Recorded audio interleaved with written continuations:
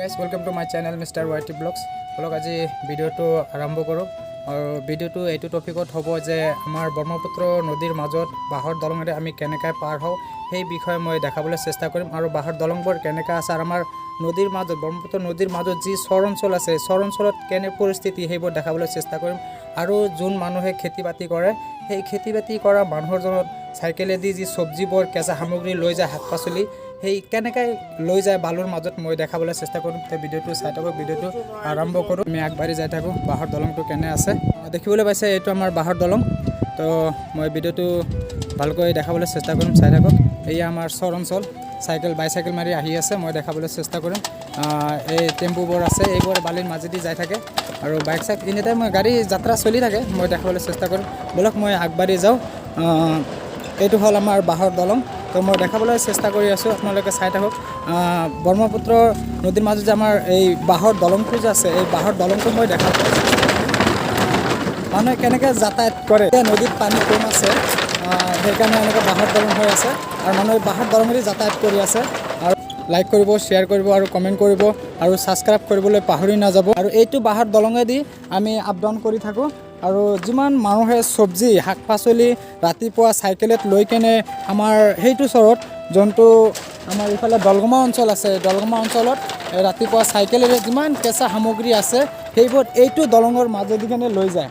এতিয়া পানী কম আছে, এনেকুৱা সুবিধা দিছে আমাৰ ৰাইজৰ মানুহ, এইটো সুবিধা কৰি লৈছে। আৰু প্লাছ যেতিয়া বানপানী আহি যায়, বানপানী আহিলে তেতিয়া এই আপোনাৰ যোনটো আমাৰ এই বাঁহৰ দলং যোনটো বনাইছে, এই বাঁহৰ দলংটো তেতিয়া নাথাকে। তেতিয়া কি হয়, নৌকা দি পাৰ হ'ব লাগে।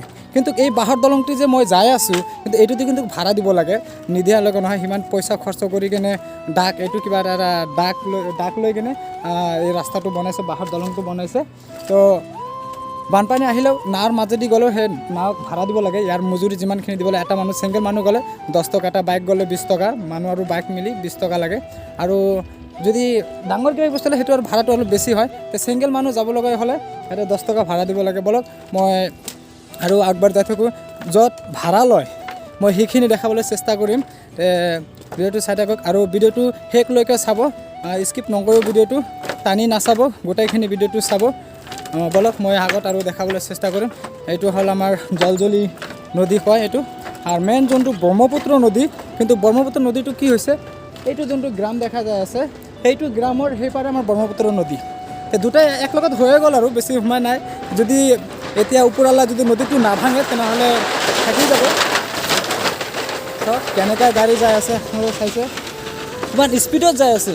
ইয়াৰ আক্কেল কিবা আছে নে নাই নাজানো, ইমান ভাঙা এটা দলঙৰ মাজত এনেকুৱা পৰিস্থিতি যাই আছে স্পীডত। বলক মই আৰু কিবা দেখাবলৈ চেষ্টা কৰিম, আগবাঢ়ি থাকোঁ। আৰু আমাৰ ৰামাপাৰা বাঘবৰ সমষ্টি, বৰপেটা ডিষ্ট্ৰিক্ট। মোৰ দেউতা আৰু মোৰ মা আছে তাত, মই তাতে যাবলৈ চেষ্টা কৰিছোঁ। মোৰ মা দেউতাৰ লগত দেখা কৰিব যাই আছোঁ। মোৰ ঘৰ দুটা, এটা আছে দলগমা, এটা হ'ল গোৱালপাৰা ডিষ্ট্ৰিক্ট, এটা হ'ল বৰপেটা ডিষ্ট্ৰিক্ট। এতিয়া বৰপেটা ডিষ্ট্ৰিক্টত যাম, সেইটো নৌকাত যি মানুহ দেখা গৈছে সেই নাওবোৰত নাও দি কিনে আমি যাম এতিয়া।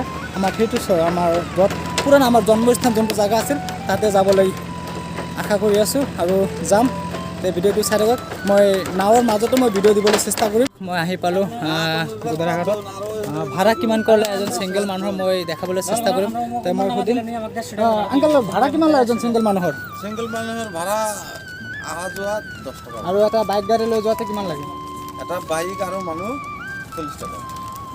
আপুনি শুনিবলৈ পাইছে যে এজন ছিংগল মানুহ গ'লে আপ ডাউন 10 টকা, আৰু আপুনি যদি ছিংগলো যায় তথাপিও এক পাৰ হ'লেও 10 টকা, ডাবল হ'লেও 10 টকা। আৰু এটা বাইক আৰু এজন মানুহ যদি 40 টকা ভাড়া। মই আগত 20 টকা বুলি কৈছিলোঁ, আপ ডাউন বুলি কৈছে 40 টকা। তে বলক মই ভিডিঅ'টো আৰু অলপ দেখাবলৈ চেষ্টা কৰিম। আমি য'ত যাবলৈ বিচাৰি আছোঁ সেইটো দেখাবলৈ চেষ্টা কৰিম। তাৰ এই নৌকাবোৰ আগত আছে, মই দেখাবলৈ চেষ্টা কৰিম। বলক নাৱৰ মাজত মই ভিডিঅ' দিবলৈ চেষ্টা কৰিম। এজনে বহুত কষ্ট কৰি নাৱৰ মাজত উঠি আছে, উঠিব নোৱাৰে।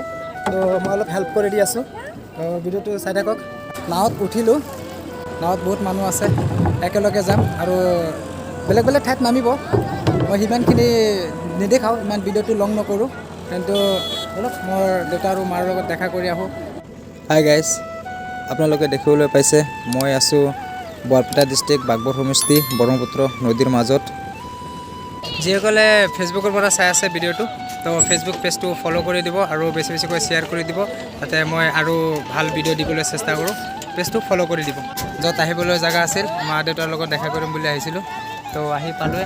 চব মানুহ নামি আছে, ময়ো নামিম।